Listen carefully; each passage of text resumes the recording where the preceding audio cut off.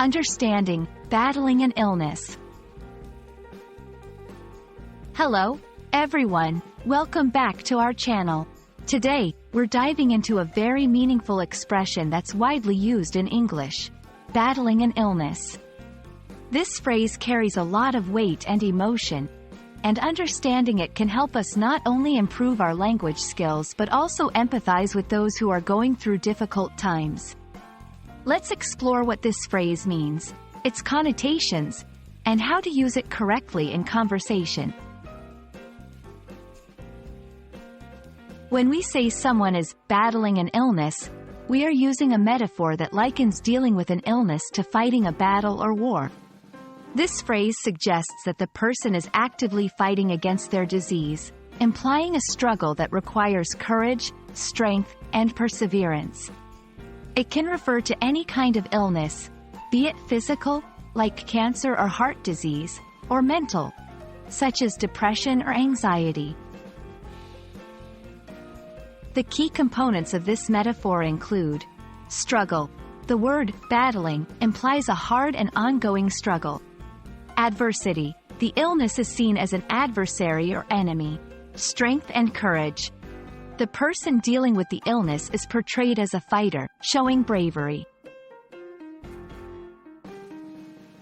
Using the phrase, battling an illness, does more than just describe a health condition.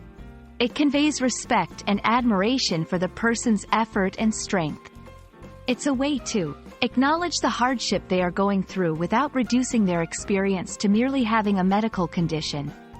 Emphasize their resilience and determination in the face of challenges. Offer support and understanding, showing that we see their struggle and are rooting for them. To help you understand how to use this phrase in context, here are some examples. My aunt has been battling cancer for over a year now. She's incredibly strong. He's battling depression, and some days are better than others, but he's seeking help and support. In her blog, she shares her journey of battling an autoimmune disease, offering advice and hope to others. Understanding and using the phrase, battling an illness, can help us communicate more empathetically with those who are facing health challenges. It's a powerful reminder of the strength and resilience many people show in the face of adversity. We hope this video has given you insight into the depth of this expression and how you can use it to convey support and respect. Remember, language is not just about words. It's about the stories and emotions they carry. Thanks for watching, and see you in the next video.